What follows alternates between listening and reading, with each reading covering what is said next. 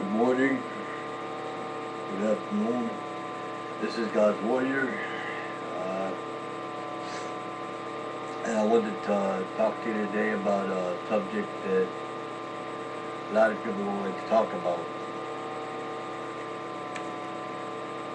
hell or Hades. A lot of people don't like to talk about it. A lot of preachers don't like preaching about it. A lot of preachers, not my preacher, not my pastor, but a lot of preachers say it's taboo. They don't like talking about it. They believe it's real, just like they believe heaven's real.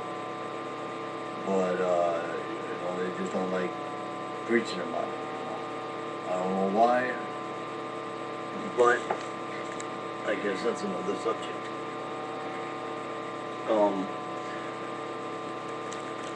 First of all, I'm going to read you from Isaiah.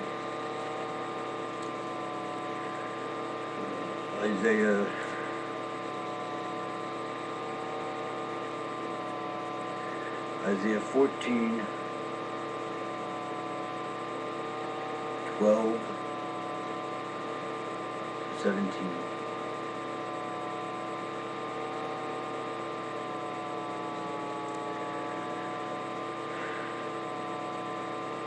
How have you fallen from heaven, O morning star, son of the dawn? You have been cast down to the earth, you who once laid low the nations. You said in your heart, I will ascend to heaven. I will raise my throne above the stars of God. I will sit enthroned on the mount of assembly. On the utmost heights of the sacred mountain, I will ascend, the hope of the clouds, the tops of the clouds.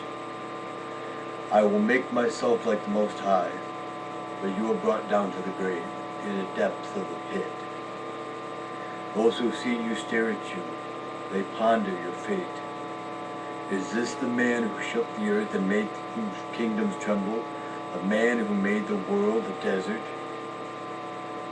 who overthrew its cities and would not let his captives go home? All the nations lie in state, each in his own tomb.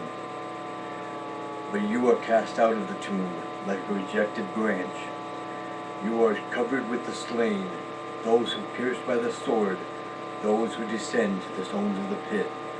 Like a corpse trampled underfoot, you will not join them in burial. For you have destroyed your land and killed your people. I will rise up against them, declares the Lord Almighty. I will cut off Babylon, her name and survivors, her offspring and descendants, declares the Lord. And that was Isaiah 14:22. Now, Revelation.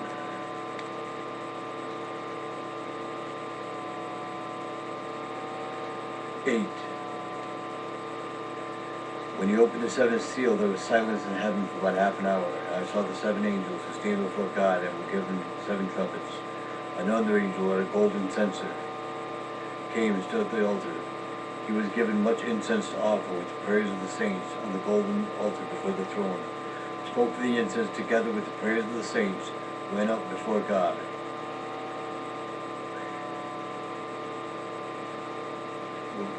Went up before the throne. The smoke of the incense, together with the prayers of saints, went up before God from an angel's hand. Then the angel took the censer, filled it with fire from the altar, and hurled it at the earth.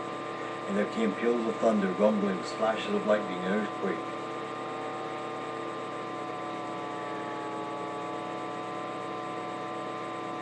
Now I'm going to read from Revelation 8, starting in verse 6, about the plagues and what's going to happen when Christ comes back in the end. What's going to happen in the end.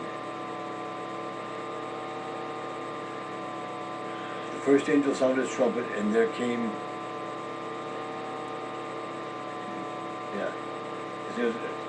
hail and fire mixed with blood, and it was hurled down upon the earth. A third of the earth was burned up, and a third of the trees burned up, and the green grass was burned up.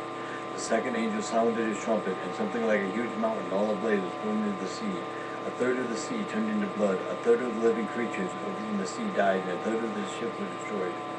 The third angel sounded his trumpet, and a great star blazing like a torch fell from the sky on a third of the rivers and on the springs of water. The name of the star is Wormwood. And Wormwood is basically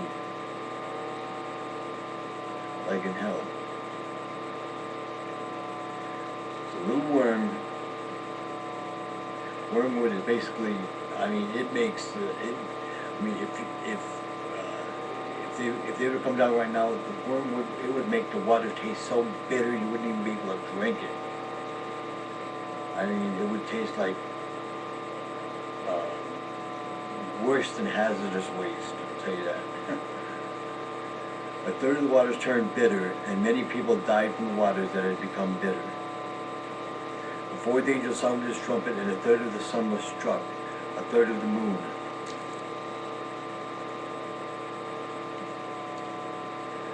A third of the moon, a third of the stars, a third of the moon, a third of the day was without light, and also a third of the night. As I watched, I heard an eagle that was flying in midair call out in a loud voice, "Woe, woe, woe to the inhabitants of the earth, because of the trumpet blast about to be sounded by the other three angels." Chapter 9. It says, "And out of the smoke locusts came from about the earth, and driven power like that of the scorpions of the earth. They were told not to harm the grass of the earth or any plant or tree, but only those people who did not have the seal of God on their foreheads. They were not given power to kill them, but only to torture them for 5 months. And the agony they suffered was like that of the sting of a scorpion when it strikes a man. During those days men will seek death, but will not find it. They will long to die, but death will elude them." There's two more I want to read. I don't have to, but I want to.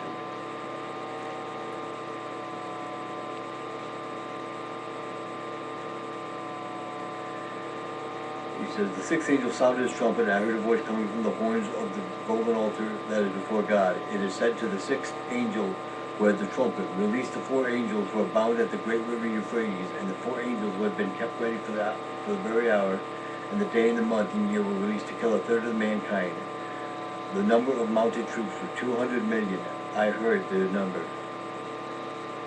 The rest, in verse 20, verse 9, Revelation 9:20 says, "The rest of mankind were not killed by these plagues. Still did not repent of the work of their hands. They did not stop worshiping demons and idols of gold, silver, bronze, stone, and wood, idols that cannot see or hear or walk. Nor did they repent of their murders, their magic arts, their sexual immorality, or their thefts." You know, it says, I think it's in Matthew, that in the end times men will be marrying, giving in marriage. Father will rise up against son, son against father, son-in-law against father-in-law, and daughter-in-law against mother-in-law. Now, this is the last one. Revelation 20. "And I saw an angel come down out of heaven, having the key to the abyss, holding in his hand a great chain. He seized the dragon, the ancient serpent, who is the devil or Satan, and bound him for 1,000 years. He threw him into the abyss and locked and sealed it over him to keep him from deceiving the nations or any more until 1,000 years were ended. After that he must be set free for a short time.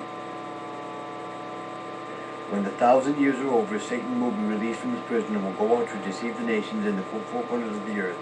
Gog and Magog, which some believe Magog is Russia, but that's neither here. It's another story. To gather them from battle. In number they are like the sand of the seashore. They are marched across the breadth of the earth and surrounded by the camp of God's people who the city he loves. But fire came down from heaven and devoured them, and the devil who deceived them was thrown into the lake of burning sulfur, and the beast and the false prophet have been thrown. They will be tormented day and night forever." The last thing I want to read where it says, "The dead are judged." Revelation 20 verse 11. Then I saw a great white throne, and him who was seated on it. Earth and sky fled from his presence, and there was no place for them. And I saw the dead, great and small, standing before the throne, and books were opened. Another book was opened, which is the book of life. The dead were judged according to what they had done, as recorded in the books. The sea gave up the dead that were in it, and the death and Hades gave up the dead that were in them. Each person was judged according to what he had done. Then death and Hades were thrown into the lake of fire. The lake of fire is the second death. If anyone's name was not found written in the book of life, he was thrown into the lake of fire. Now, like I said, the lake of fire, where the thirst is not quenched, and the worm, they're called boar worms, they get under your skin, they go under your skin, they go under your skin, they bore into your skin, and they sit there. They sit there, and they torment you day and night, forever, eternity. I mean, it is a feeling, from what I've read and what I've heard, it is a feeling that is unlike anything you have ever felt. And all you will hear is people screaming, demons screaming, people who are lost in their sins, suicides, murderers that haven't repented, blasphemers who blaspheme the name of God, who said, when they blaspheme the name of God, they will run up to God and say, there is no God, I deny God, I don't believe in it, and I never will. And they either spit at the altar, or they say, you know, God is dead. I don't say that. I believe God is alive.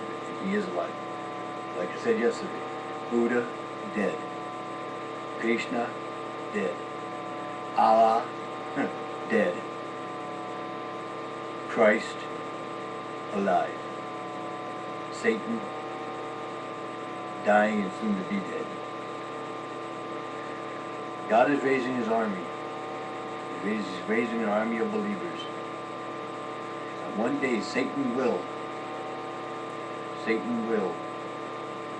go before the throne, bow before God, and say, you are King of Kings and you are Lord of Lords. And everybody will be judged according to what they have done. Sinners on the left, righteous on the right. I'm sorry, righteous on the left, sinners on the, no, I'm sorry, righteous on the left, sinners on the right. And those who are found in the Lamb Book of Life will go into everlasting glory. Those who aren't will go to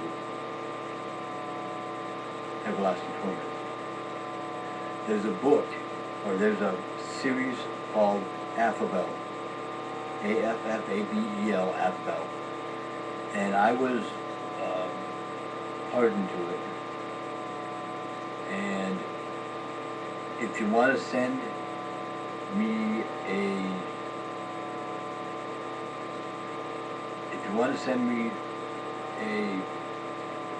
request, then I will copy from my computer. I will copy every episode of Affabel, and I will send it to you. No, and if you want to send a donation, you know, that's up to you. I'm not saying that. I don't want your money. I don't want nothing.